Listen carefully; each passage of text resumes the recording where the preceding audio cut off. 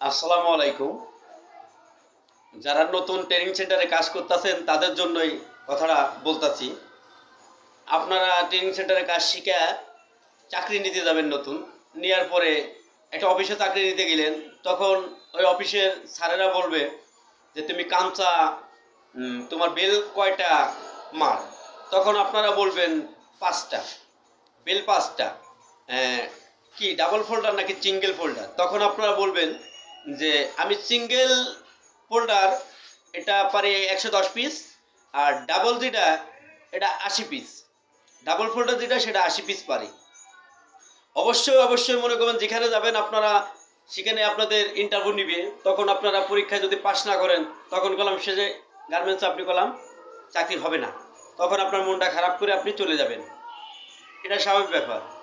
আর আপনার অভিজ্ঞতা যদি থাকে তাহলে আপনি ফিরে আসবেন না, আপনি চাকরির থেকে সাকসেসফুল হবেন।